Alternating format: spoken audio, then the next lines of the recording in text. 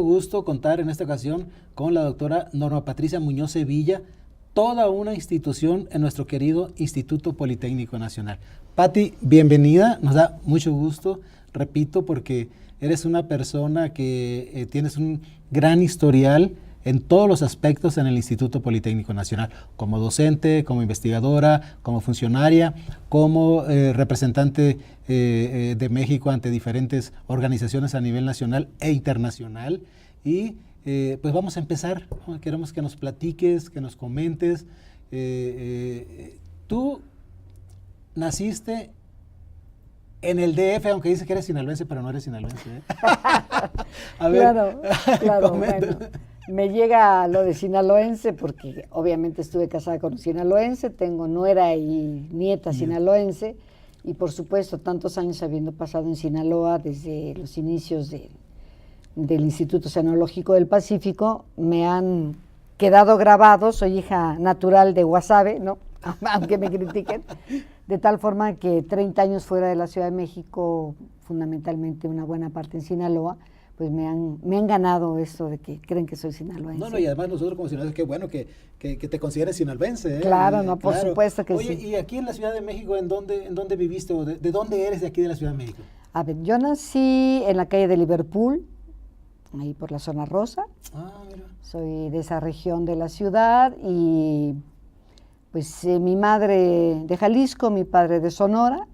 Por accidente nacemos por acá, pero además con mucho orgullo, aunque mis colegas sinaloenses me digan que soy chilaquil. Bueno, ya ves que sí. Así dicen aquí mis colegas de Sinaloa. Pero muy contenta de haber nacido en la Ciudad de México y sobre todo de sentirme más que todo nacional en el sentido de trabajar por cualquier estado de la República como si fuera el mío. Claro. Oye, ¿qué recuerdas tú de tu infancia? ¿Cuál es?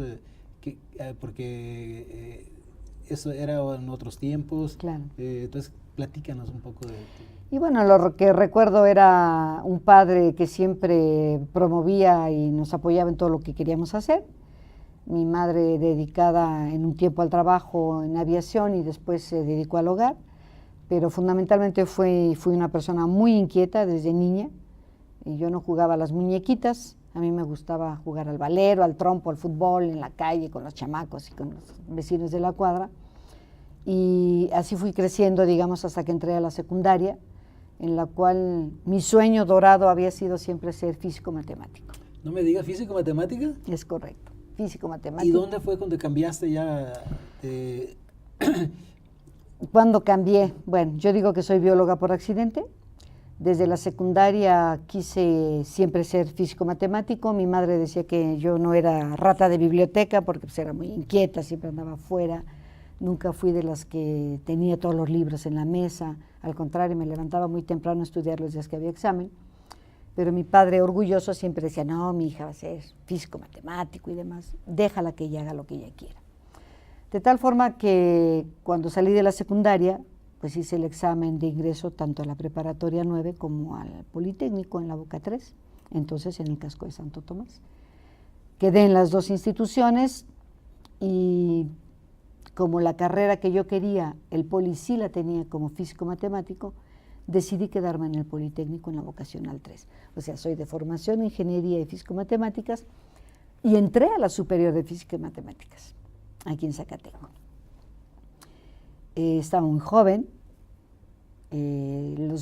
éramos muy pocas mujeres en la escuela, seríamos unas 5 mujeres en la licenciatura, en la vocacional éramos 3, y empezaron a hacerme bromas los compañeros que me había equivocado de kinder, que esa no era una escuela para mí, etcétera, y las bromas fueron subiendo de tono. Fue una época en la cual las mujeres incursionaban poco en las ingenierías, estamos hablando del 69, 68, 69, y bueno, al final de cuentas lo que me hizo salirme de la escuela fue un día que llego tarde a la clase y todos mis compañeros me aventaban bolitas de papeles y el profesor de clase pues no hizo nada para tranquilizar la situación y yo me sentí muy incómoda. Entonces le dije, papá, ni me compro los libros porque a esa escuela no regreso. Empecé a buscar la forma de cambiarme a la UNAM. Había que hacer muchas más materias porque yo llevé la vocacional de 2 años, después se convirtió en 3. Era la carrera de físico, matemático o actuario, no lo que yo quería en su conjunto, y le dije a mi papá, pues no me voy a la UNAM, mi padre era Puma, y yo bien burra politécnica, y decidí que me iba a medicina. Entonces, el director de entonces de la Escuela Superior de Medicina era el médico familiar y me dijo, ¿estás loca? ¿Te vas de ingeniería a medicina? Pero claro que no. Entonces me fui a Ciencias Biológicas, donde Fren Parada ya era profesor, y me dijo, métete a la carrera que hay, porque claro, yo me salí 2 meses después de la escuela, ¿no? De Físico-Matemáticas. Solo hay biología y en la tarde, pero a los 6 meses te cambio. Entonces yo entré a biología en la tarde, finalmente me quedé toda la carrera en la tarde, nunca me quise cambiar, me gustó mucho la biología, me costó trabajo al principio, porque pues biología había llevado en la secundaria, toda la vocacional había sido otra cosa, y así fue como llegué finalmente a ser bióloga, a mucha honra. No, qué bueno. Y después terminaste biología, e inmediatamente estudiaste la maestría o trabajaste un poco. No. Cuando yo termino la carrera, mi madre decía siempre, bueno, el día que termines voy a echar cohetes, porque yo me vivía en la escuela desde en la mañana. Hice un servicio social casi 4 años, porque me gustaba mucho el laboratorio de cordados. Dibujé varios de los libros, de los esquemas que venían en el libro, animales o esquemas del libro de cordados, y pues ahí me la pasaba en la escuela. Entonces mi mamá decía, pero ¿cuándo vas a terminar esa escuela? Decía, mamá, ya dentro de poquito. Cuando termino la escuela, un poquito antes de terminar totalmente la carrera, vi un anuncio en la escuela que decía que se requerían biólogos para un instituto de reciente creación en Sinaloa, y pues no hubo tiempo de los cohetes. Le dije a mi mamá, me voy.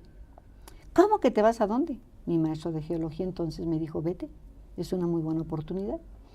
Y me fui a Mazatlán, efectivamente, a trabajar a Mazatlán en el Instituto Oceanológico del Pacífico, recién creado por un oceanólogo en la época del gobernador Valdés Montoya, y por un politécnico egresado de Físico-Matemáticas.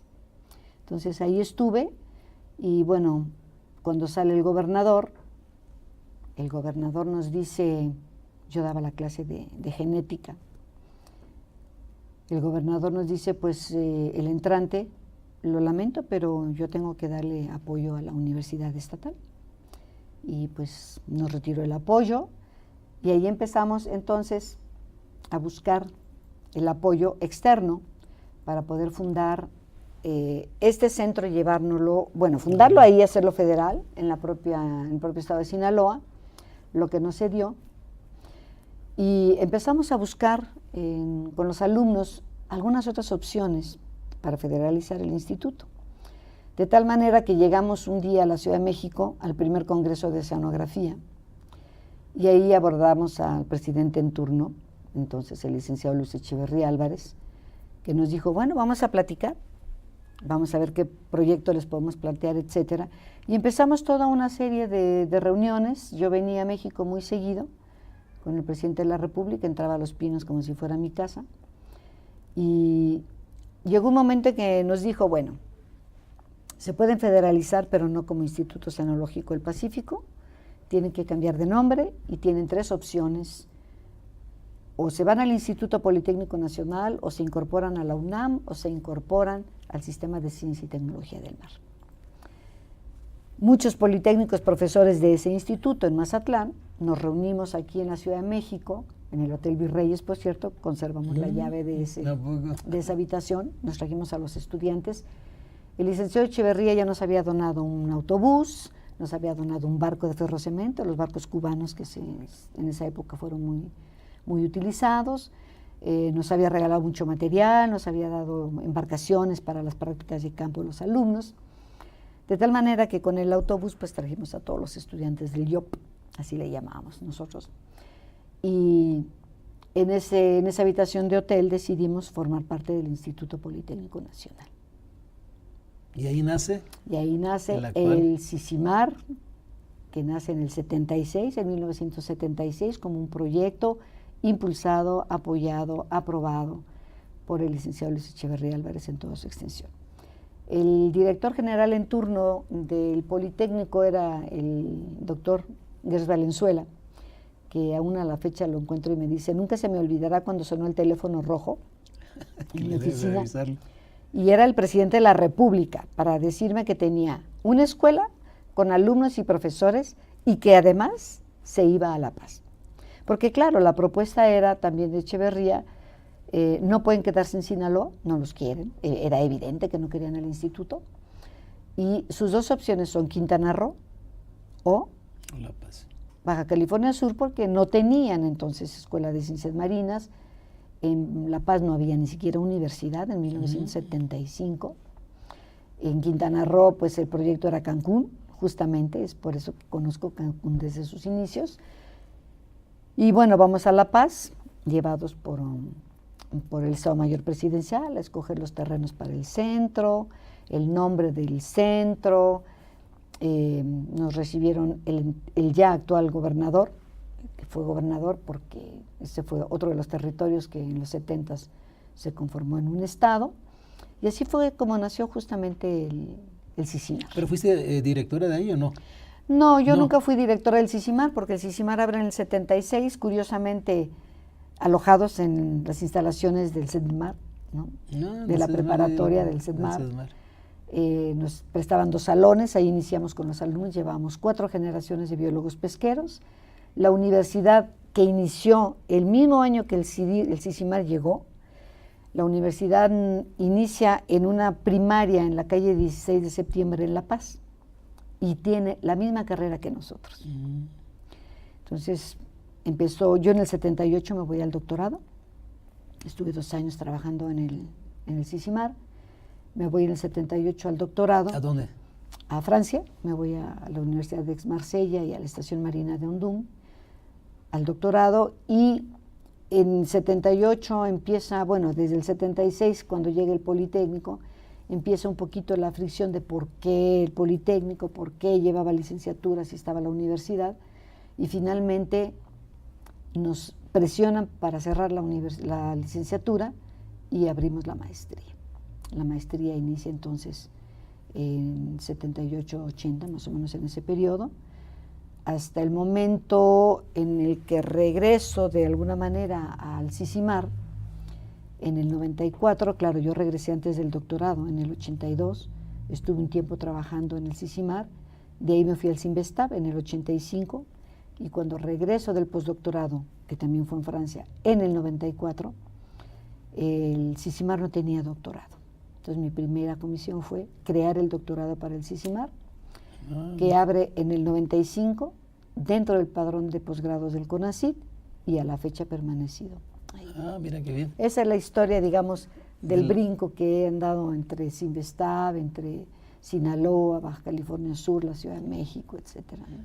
A ver, ahora platícanos del doctorado.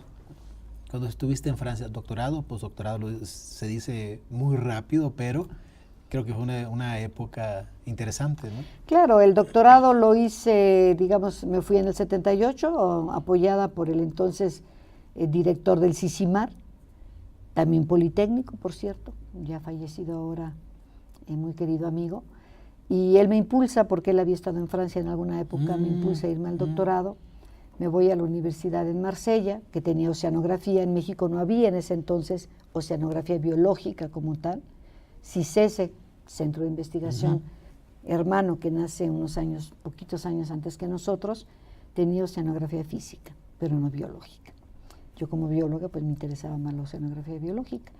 Me voy a Francia en el 78, termino a finales del 82 y obviamente pues me fui apoyada por mi institución, a la cual pues le debo todo lo que soy. Regreso al Politécnico y regreso al CICIMAR. En el 85 pues me invitan a irme al CINVESTAB, y estando en el CINVESTAB, en el 89 pedí una beca para hacer el postdoctorado en bioquímica marina y me voy al doctorado. Una parte la hice en Marsella, otra parte la hice en Holanda, y me quedo 5 años en Holanda, ya postdoctorada y todo, viviendo y trabajando. Y regreso en el 95, al 94 al CICIMAR. A ver, me quiero detener un poquito aquí en lo que acabas de comentar, que estuviste en Francia y en Holanda y trabajando. Aquí yo creo que es algo muy importante. Nosotros como mexicanos a veces decimos, pues bueno, o que el mexicano es de una manera, flojo, etcétera, ¿no? Pero cuando va uno a otro país y trabaja, es una experiencia realmente diferente. ¿Tú cómo te fue en el trabajo en Holanda? ¿Fue complicado? ¿Cómo estuvo? Sí, fue complicado porque si bien yo tenía ahí el postdoctorado cuando llegué a Holanda, yo me casé con un holandés, era muy complicado porque en Europa en esa época ser doctor ya no resultaba para el trabajo. Ya no era, digamos, un requisito indispensable. Al contrario, lo que Europa requería en ese momento eran técnicos especializados. De tal manera que muchos de mis colegas que terminaron el doctorado conmigo, pues algunos trabajaban en la estación del ferrocarril, ¿no? Como despachadores o en las oficinas. Algunos otros habían puesto negocios en los mercados que se ponen todos los días. Otros se habían ido del país a hacer otras cosas. Y bueno, era complicado para ellos. No para nosotros, porque nosotros finalmente íbamos becados y teníamos una posición, algunos, ya de trabajo, como era mi caso. Yo entré al instituto a trabajar en el 76 de tiempo completo, de tal manera que uno tenía las opciones de volver. Entonces yo regresé del doctorado, obviamente a mi institución. Cuando me fui al postdoctorado me fui de algo que también es parte de nuestra institución, que es el CIMVESTAB. También me fui becada por la Comisión Europea. Estuve trabajando, curiosamente, en Holanda. Me costó mucho trabajo encontrar una posición. Primero pensé que por pedirla en inglés no había trabajo, que no me incorporaba como era debido al país. Yo creo que mínimo unas 150 solicitudes de empleo tuve en 2 años. Estudié holandés y bueno, ya pedía mi trabajo en holandés, pero llegabas a un empleo y había 100 personas antes que tú, de las cuales 90 eran holandeses. Entonces, evidentemente... Sí, era complicado. Era complicado. Claro. Y al final de cuentas, un día llego a un hospital, había trabajo en los laboratorios, a mí me daba lo mismo trabajar o no. Mis diplomas fueron reconocidos en Holanda a través del Ministerio de Educación, porque dije, a lo mejor mi diploma no sirve, ¿no? Fueron reconocidos tanto el doctorado como el postdoctorado, pero aún así pues no había trabajo. Entonces llegué al hospital a trabajar supuestamente al laboratorio y me dijeron, miren, no hay más que en sala de operaciones y esterilizando material. Y bueno, la tendencia y el pensamiento de los europeos es lo mismo que compra el dinero de un biólogo, pues compra el dinero de alguien que trabaja en un hospital haciendo cualquier cosa. Entonces entré al hospital y mi trabajo era, evidentemente, esterilizar salas de operaciones. Como una vez entrando tú ya no podías salir de las salas porque son totalmente estériles, pues comía adentro en una salita y los médicos hablaban de las operaciones y yo intervenía, a veces preguntaba por qué un hueso así, y me decían, bueno, ¿y tú por qué? Porque sabes, ¿no? O sea, pues yo soy profesionista. Fue una experiencia muy bonita porque te hace más humano, te hace ver que no todo es tu formación, la ciencia, sino que hay otras personas que dan mucho más o pueden dar mucho menos, porque al final de cuentas son seres humanos como uno. Oye, Pati, yo quiero resaltar también de que hablas 4 idiomas, pero a la perfección, porque a veces decimos que yo hablo inglés, pero yo entiendo y escribo, claro. Pero tú francés, inglés, español y holandés, pero perfectamente bien, ¿no? Por tu actividad, estudiaste el doctorado, en fin, ¿no? Y eso yo creo que pocas personas, ¿no? Y mira, yo creo que lo que uno tiene que hacer es fundamentalmente adaptarte al lugar en el que estás. Bien dice el dicho mexicano, ¿no? El pueblo que fueres, ser lo que vieres. Yo llegué a Francia sin saber francés. Antes no te exigían los idiomas. Yo tuve mi licencia con goce de sueldo, me fui. Y para mí me pasaba algo muy curioso. Yo iba a la universidad, tomaba cursos. El sistema francés es muy diferente al mexicano. Tomaba cursos en la universidad y pues entendía por lo que escribían en el pizarrón, ¿no? Por los diseños, imágenes, tal, pero pues no por lo que hablaban los profesores. Yo nunca conviví entre latinoamericanos. Siempre viví entre franceses. Nunca viví en la residencia universitaria tampoco, porque se va creando un círculo vicioso entre la gente que habla el mismo idioma.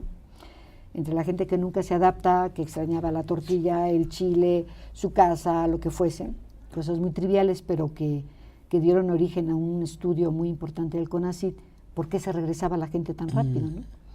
De tal manera que conviví entre puros franceses, todos mis amigos eran franceses, mis hijos llegaron, bueno, uno de ellos a la escuela, otro a la guardería, de tal manera que había que hablar.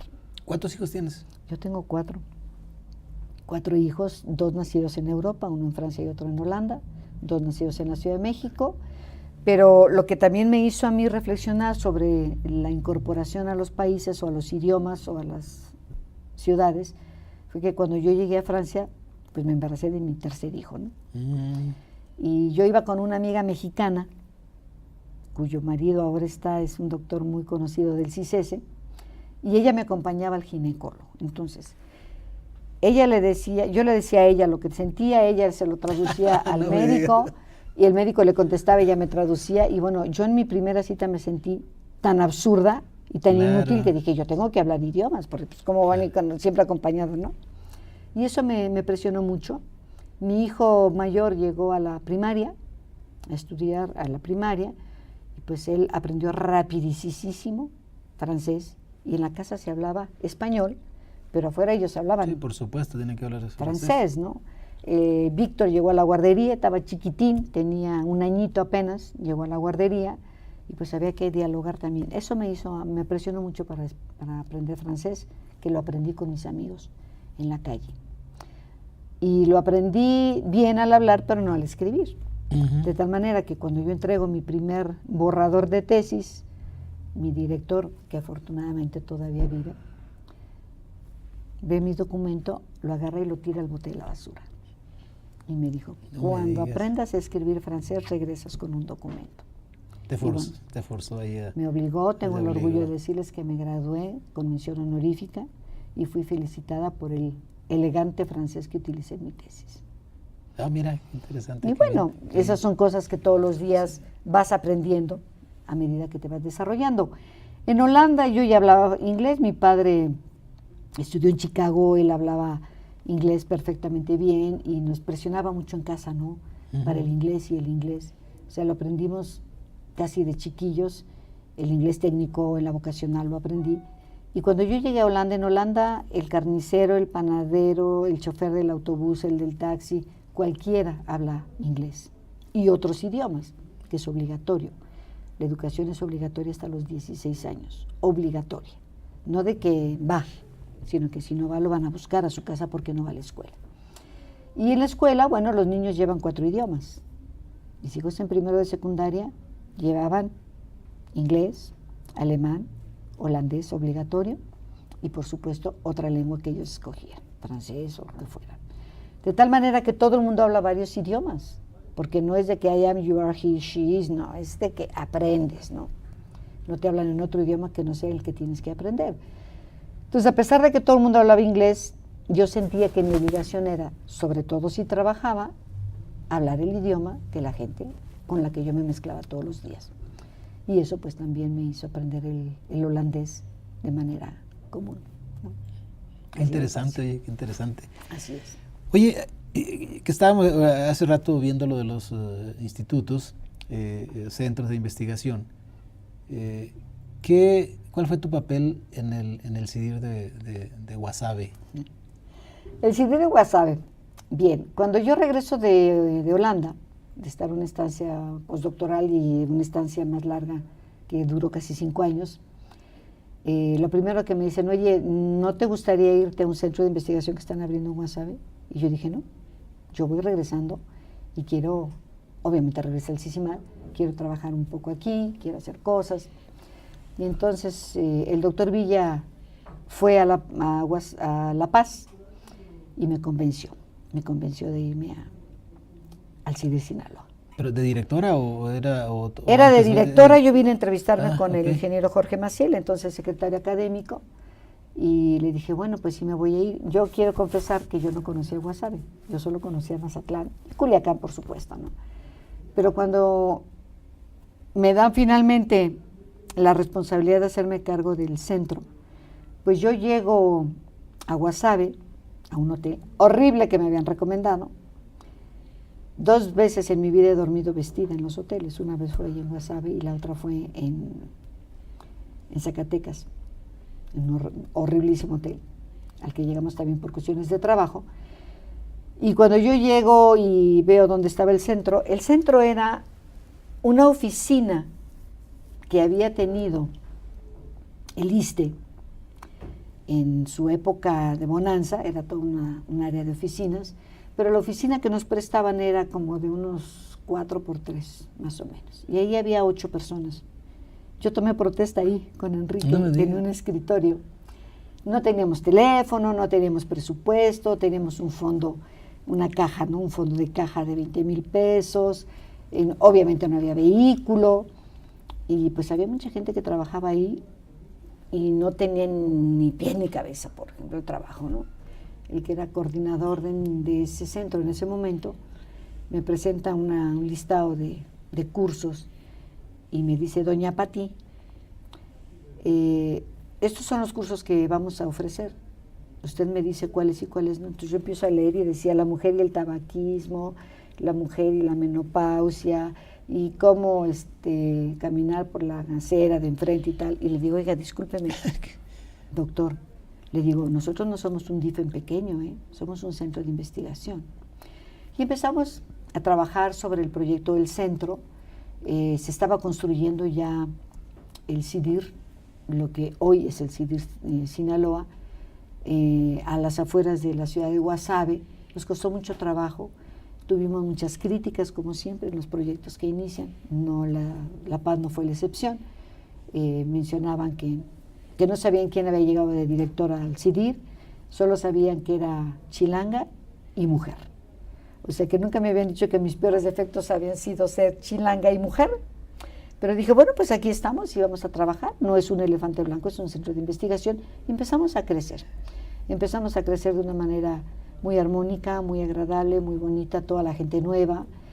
Nos tocó desde atornillar sillas, mesabancos, etcétera, para poder inaugurar el centro, que fue un edificio de 600 metros cuadrados en que había de todo: la dirección, la biblioteca, el aula, todo, el laboratorio, de tal manera que fue un reto muy importante. Era mi primera incursión como funcionaria del instituto, tuve que aprender muchísimo, pero bueno, cuando uno quiere hacer cosas y cuando uno quiere tener el éxito en lo que emprende, me parece que necesita buscar la colaboración de personas claves, y las tuvimos, tanto en el municipio como colegas que habían estado conmigo en el CICIMAR. ¿Cuánto tiempo estuviste de directora ahí en el CIDIR de Guasave? 6 años. 6 años. Empecé en el 97 y terminé en el 2006, exactamente, a los 6 años de haber cumplido. ¿Y después a dónde te fuiste? Después me quedé en el CIDIR porque salí de UAP, ¿no? De que ya cumpliste los 6 años, vas para afuera. Claro. Dije: bueno, no hay ningún problema, pues me quedo como investigadora. Me quedé en Sinaloa, porque yo siempre he dicho que uno tiene que asumir los compromisos que tiene, y pues yo no estudié para ser funcionaria, estudié para ser investigador, para ser profesor. Y pues qué tal si hubieras estudiado para funcionaria. El ser funcionario es circunstancial, ¿no? Sí, sabemos supuesto que tenemos que volver a lo nuestro. Me quedo en el CIDIR Sinaloa, y estando Enrique Villa en la dirección general, y yo siempre juré que volver a la Ciudad de México sería por un compromiso profesional, no por gusto. Vivía muy a gusto, 30 años fuera viví. De tal manera que Enrique me llama a apoyarlo en la Dirección de Estudios Profesionales en el área médico-biológica, donde estuvo nuestro actual director, también como director de área, y entonces me vengo a la Ciudad de México a conocer un politécnico para mí desconocido. Totalmente diferente. Totalmente diferente. No es lo mismo estar a 1,000 kilómetros, a 1,400, a 2,000 kilómetros de la Ciudad de México, porque vives un politécnico muy diferente. Entonces llegué, empecé a incorporarme a un área también difícil, porque yo nací con centros de investigación. Me vengo a tratar con el área de superior, de superior, con las licenciaturas. Claro. Y bueno, yo escuchaba que me decían: hay que preparar los reactivos, hay que preparar los reactivos. Y yo decía: ¿tú quieres meterte al laboratorio a preparar unos reactivos? Blanca Gutiérrez, que estaba ya conmigo, le digo: oye, Blanca, perdona mi ignorancia, pero ¿qué son los reactivos, no? No, es que se llaman ahora las preguntas del examen de admisión, ¿no? Y bueno, fui aprendiendo. Los reglamentos son muy diferentes, del posgrado, de la licenciatura, quizá media superior se acerque más, pero fue un total aprendizaje, ¿no? Estuve muy contenta, 1 año 10 meses, después se hace una sola dirección de educación superior, de las 3 áreas que había, y ahí pues yo me quedo en Secretaría Académica. Yo me quería regresar a Sinaloa y me dijeron: a Sinaloa no te vas. Entonces me quedo como en proyectos especiales con Claudio Matamoros en Secretaría Académica, y me llaman muy pomposamente coordinadora de asesores de Secretaría Académica. Entonces yo sé mi trabajo de todos los días, mi trabajo de investigación, mi trabajo con mi gente que tenía yo en Sinaloa, etcétera. Y un día alguien me preguntó: oye, ¿y bueno qué haces? ¿No? Porque también me tocó con Pepe Madrid tener ese cargo, ¿no? Y me decía, alguien un día me preguntó: oye, ¿qué haces? Digo: mira, no sé ni a quién asesoro ni a quién coordino, pero no sabes cómo la disfruto, me divierto porque hago lo que me gusta. Y pues me la viví en el Poli, como siempre me la he vivido. Y decían: oye, pero ¿por qué si no tienes cargo trabajas todo el día? Digo: porque a mí no me pagan por estar 8 horas, a mí me pagan por hacer lo que a mí me gusta. De ahí se ofrece la posibilidad de venir al CIEMAT. Me invitan a participar la doctora Alcalá, que yo la había conocido en una salida de campo, digamos, recorriendo toda la costa desde Colima hasta Jalisco y Michoacán. Y oye, me dice: ¿sabes qué? Nos gustaría que participara. Entonces vengo y participo en la terna para el CIEMAT. Y bueno, quedo en la terna. Al mismo tiempo sale la de Sisimar, que yo había comprometido en algún momento también participar en la de Sisimar. Sale como unos meses después, y entonces me dice: tú dijiste. Entonces me presento en las dos y pues quedo en las ¿participaste dos. para las dos ternas? Pues sí, ya había comprometido y me habían dicho que era 1 año y medio posterior a la del CIEMAT. Entonces participo con ellos y quedo en las dos, obviamente, pues en primer lugar. Y Enrique me dice de nuevo: ahora sí me resultaste más bonita, ¿no? Le digo: mira, él me había ofrecido irme después de la Dirección de Estudios Profesionales a Tamaulipas, un centro de educación continua. Y yo no quise irme porque mi interés no era ser funcionario eterno, mi interés era tener dónde aportar. Y en el centro de educación continua era muy difícil, y sobre todo en Tamaulipas. El cambio de mis hijos de Sinaloa a México había sido muy complejo, y mi hijo menor pues estaba en preparatoria, y dije no. Entonces me dijo: sí, pero pues no te vas a ir a La Paz, te quedas aquí, te necesito aquí en el CIEMAT. Le digo: bueno, dale, porque yo me quiero ir, ¿no? Y al final llegué al CIEMAT a hacer un trabajo muy bonito también. El centro tenía todo un antecedente, tenía todo un trabajo, yo conocía a la gente, y pues llegué a construir con ellos el CIEMAT que ellos habían pensado cuando lo crearon como centro de investigación y no como un programa de medio ambiente y desarrollo al amparo pues de UNESCO, ¿no? Como había nacido el centro. Y aquí me quedé pues también 2 periodos. Como directora. Como directora, hasta que me voy a la Secretaría de Investigación y Posgrado apoyando la gestión de la doctora Bustamante. Yo creo que como investigador, pues al puesto máximo que puede aspirar un investigador es ser responsable y que dependa de ella toda la investigación y el posgrado del Politécnico, es decir, secretaria de Administración y Posgrado del Instituto Politécnico. No, de Administración no, de investigación, mi querido Alejandro, nunca fui administradora. ¿O será que ya te estoy Sí, ya me estoy proyectando, pero no. Sí, secretaria de Investigación y Posgrado, ¿no? Que evidentemente es uno de los puestos fundamentales, importantes dentro de la institución, ¿no? Claro. ¿Y cómo te sentiste ahí? Como dices que no te gusta ser funcionaria, pero bueno, ya has ocupado diferentes puestos, pero... Mira, yo siento que cuando tú estás en una función que tiene una estrecha relación con tu desempeño profesional... Es diferente, por supuesto. No se te hace difícil. Yo no me veo, por ejemplo, en una secretaría de administración porque no es mi área. Claro, es otra cosa. Ni me veo tampoco en una secretaría de, no sé, que atienda asuntos deportivos, de gestión, de recursos, porque no me veo. Creo que uno tiene que tener una responsabilidad dentro del tema que tú manejas. La investigación y el posgrado no me eran desconocidas. Sí, por supuesto, o sea, ya se ha trabajado. Formé parte de la coordinación de varios programas de posgrado en las instituciones en las que me moví, en los centros de investigación, incluido el IOP, de tal manera que para mí era algo normal, era algo común.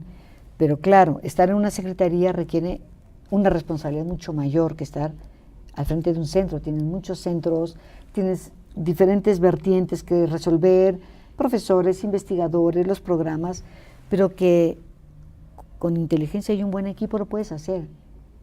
O sea, nunca nadie se crea solo. Si yo hubiera sido soberbia y decir yo puedo sola, pero no puedes solo. Nadie puede solo. Claro. Se requiere un equipo de trabajo. Y ese equipo de trabajo tú lo vas conformando, lo vas consolidando, lo vas cuidando. La gente valiosa siempre va a ser parte de un equipo, que hoy por hoy sigue siendo el equipo que he tenido desde que llegué a la Ciudad de México. Oye, Pati, ya en tu papel de investigador, ¿cuántas tesis has dirigido? Ups. ¿De doctorado, maestría? De doctorado llevo 5 terminadas y tengo a mi cargo 3 más.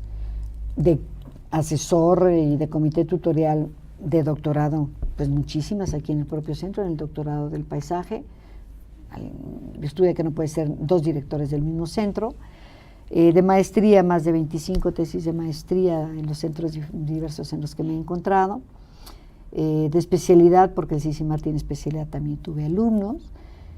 Y bueno, es lo que uno sabe Oye, hacer. Pati, y otra parte sumamente importante es la difusión de los trabajos, ¿no? Pues te has escrito en diferentes artículos, libros, etcétera. A ver, platícanos de eso. Eso te lo da la vinculación, que vuelvo a repetir, uno no se hace solo. Hemos escrito varios libros sobre zona costera. Finalmente mi formación es en oceanografía biológica, todo lo que es océanos y mares y costas, bueno, son tema de investigación. La vinculación me ha permitido en algún momento incorporarme a muchos consejos de la temática ambiental. Formé parte 9 años de los Consejos Consultivos de Desarrollo Sustentable, un proyecto Semarnat-PNUD con Naciones Unidas, en el cual pues pasé por todos los secretarios de la Semarnat, ¿no? Pasé por Julia Carabias, por Víctor Lichtinger, por Alberto, el exgobernador de Jalisco, Sí, el caballo negro. Alberto Cárdenas, pasé por Luege, claro, y terminé con el ingeniero Elvira. Mis 9 años de consejera a título honorario, haciendo un trabajo que nos gusta, entrando en temas de cambio climático, en temas de zonas costeras. Nos tocó desarrollar 2 políticas muy importantes en el seno de estos consejos, que fueron la Política Nacional para el Desarrollo Sustentable de Océanos y Costas y la Política Nacional de Mares y Costas de México. De tal manera que te vas involucrando, ¿no? Y en la parte internacional, el trabajo que se hizo con nuestro gran amigo, mutuo amigo Marco Polo Bernal, desde la Comisión Oceanográfica Intergubernamental de Naciones Unidas, de UNESCO particularmente, me permitió vincularme con todo este grupo, de tal manera que hoy estoy considerada dentro del grupo de expertos para océanos de Naciones Unidas dentro de UNESCO. Y eso es muy satisfactorio porque te lo has ganado, claro, por tu trabajo, te lo has ganado a pulso, no porque seas amiga de, amigo de, porque alguien te recomiende, sino porque tu trabajo te recomienda.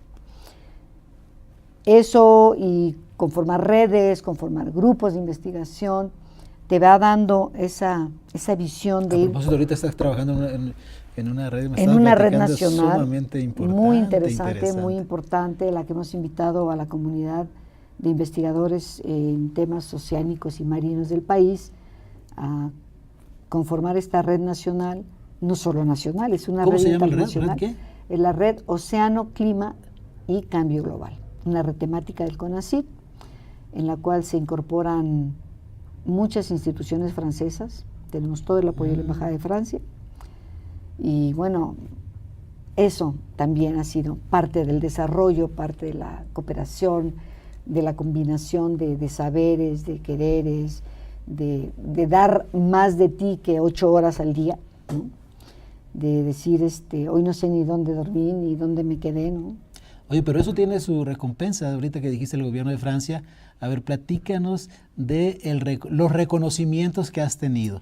Uno de ellos creo que sumamente importante del gobierno francés, ¿no? Bueno, sí, con mucho orgullo recibí la condecoración de las Palmas Académicas en grado de caballero. Me bromean mis colegas. En grado de caballero, que fue, por cierto, para los que quieran enterarse, fue una condecoración establecida por Napoleón Bonaparte. para reconocer a los científicos, a los personajes importantes de Francia en esa época, y desde entonces se otorga año con año a diferentes sectores. Yo la recibí en el 2011, justamente en el área de la oceanografía, por el trabajo conjunto que he desarrollado desde que terminé de estudiar en Francia y que he mantenido mi relación con Francia de toda la vida. Eso es muy bonito. La otra fue un reconocimiento en el tema del área sustentable como mujer del año del siglo XX por la Asociación Biográfica de los Estados Unidos. He formado parte de la Academia de Ciencias de Nueva York, de la Academia de Química también, de los Estados Unidos. Y bueno, te va llevando una cosa, ¿no? Una cosa a la otra. Hemos publicado ya libros con la NOAA, con Ken Sherman, sobre grandes ecosistemas marinos, y se van sumando los esfuerzos, se van sumando las voluntades, y se van sumando el hecho de que tú quieras hacer cosas por los demás, por tu país, inclusive a nivel nacional. He participado en las COP de cambio climático desde Copenhague, desde el 2008, año tras año, viendo cómo se desarrollan muchas de las situaciones complejas de nuestro país y del mundo entero, y tratando siempre de poner un granito de arena en ello.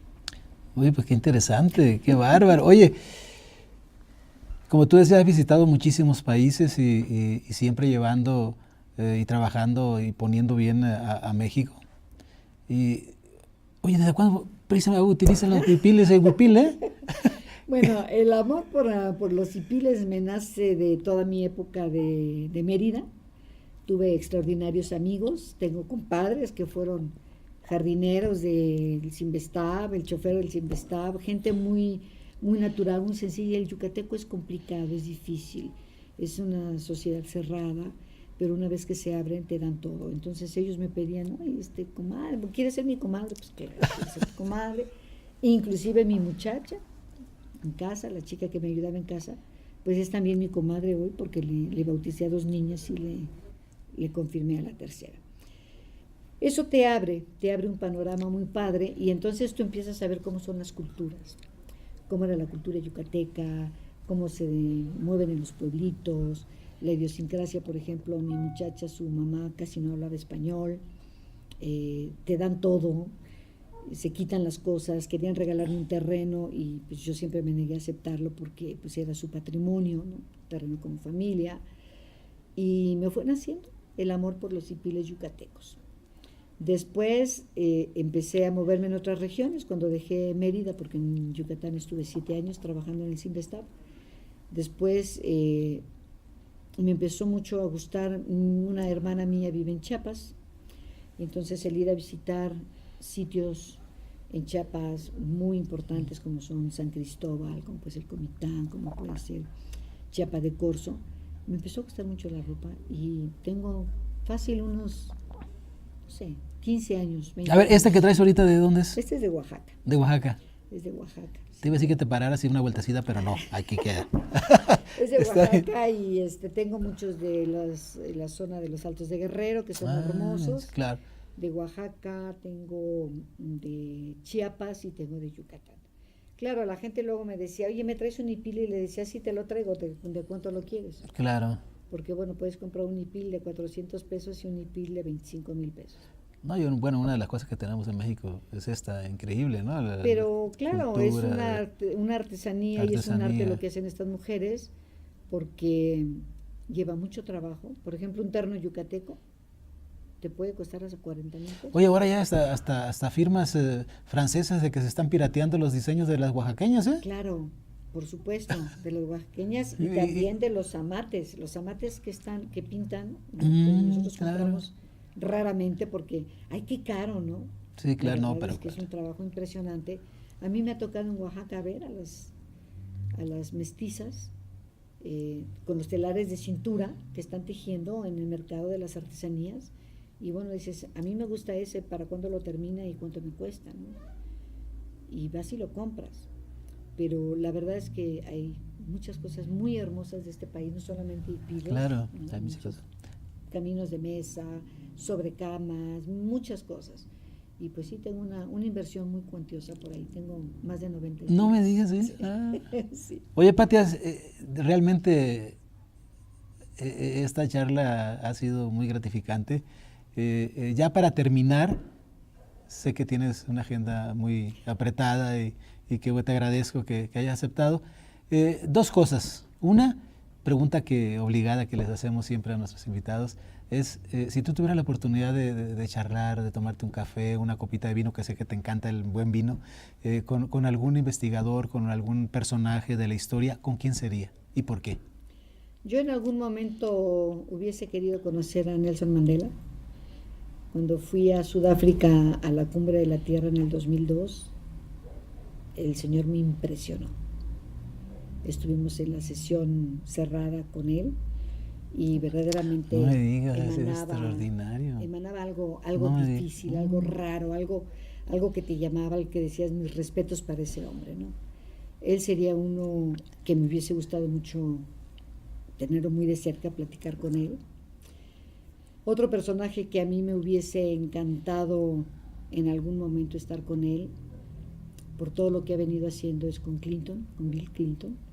Yo formo parte de la Fundación Clinton. Ha hecho muchísimo trabajo en el mundo entero, apoyando grupos minoritarios, particularmente en África. Y me parece que es una labor que conlleva mucho trabajo y que constantemente está dando resultados. Bueno, seguramente lo vas a encontrar en algún momento, porque él todavía está activo. Hemos sido invitados, pero bueno, es difícil ir a Estados Unidos cuando tú tienes que pagar todo. Yo me contento con apoyar una causa, apoyo muchas causas, ¿no? Por ejemplo, apoyo a niños de los albergues infantiles. Mis hijos, que también son como su madre, de repente me dicen, mamá, yo ya firmé para apoyar a tal grupo, ¿no? También apoyo el grupo en España que protege a los niños sirios. También estoy en Navas, también estoy en Greenpeace. O sea, hay que hacer algo, claro, no hay que permanecer así solamente, ¿no? Mirando pasar las aves, etcétera. Es muy bonito admirar la naturaleza, pero es más bonito saber que aunque aportes 200 pesos mensuales, estás contribuyendo con algo. Claro, entonces, es importante. Pues esa es la realidad de... Yo creo que nos podíamos quedar platicando mucho tiempo, quedó platicar acerca de que eres la presidenta del Consejo de Cambio Climático del Gobierno Federal, que fuiste, bueno, de la obra de ahí, de presidenta también del Consejo que está de la ampliación del puerto de Veracruz, que es otra obra impresionante, pero en fin. Una mega obra, sí. Sí. Pati, por último, con todo lo que has hecho, lo que eres y seguramente vas a seguir aportando muchísimo, ¿nos quieres comentar algo, decir algo, algún mensaje en general? Mira, yo quiero, que la gente sepa que uno tiene que ser natural, uno tiene que fijarse una meta. Claro que yo te puedo decir desde el punto de vista familiar que claro que ha costado, ¿no? Estando mi hijo en la preparatoria, un día me dijo, mamá, yo técnicamente vivo solo. Y yo le dije, sí, nomás que técnicamente vives de lo que gana tu madre. Si tú quieres una mamá de 8 horas, no me pidas ni auto, ni esto. No, me dijo, tampoco, no te mandes, tú puedes seguir como tal. Hay un sacrificio, sí. Yo recuerdo cuando me nombraron secretaria, mi mamá dijo, el Poli ganó una secretaria y yo perdí una hija. Porque te dedicas a lo que haces, te gusta lo que haces, lo disfrutas. Yo admiro mucho al doctor Cifuentes, José Luis Cifuentes. Él vive ahora en Vallarta. El año pasado tuve la suerte de encontrarlo, el año antepasado en el Delfín, en el Congreso del Programa Delfín. Me tocó dar una conferencia magistral y cuando bajé me dijo, doctora, mis respetos, la felicito. La admiro, no le dije, la que la admira soy yo. El doctor es todo un personaje, es una bellísima persona y es natural como el sol. Así deberíamos ser todos, naturales. Claro. Otra gente que admiro es el doctor Capurro, que tú conociste, sí, claro. Un argentino fuera de serie que murió hace 2 años, de 95 años, trabajando en el CIMBESTAB. Una persona muy sabia que convivió con Einstein y que decía que ese sí era un genio, él no. Entonces, mi recomendación, sean naturales, amen lo que saben hacer y háganlo siempre con mucho gusto, sin pensar en el hoy, sino pensar en el mañana y en lo que hemos vivido también en el pasado. Pati, con eso nos despedimos. Muchas gracias. Fue un placer. Muchas gracias y hay material para otra y seguramente volvamos a Claro volver a que sí. platicar. Un día de Muchas estos. gracias. Gracias, Ale. Hasta Gracias. luego.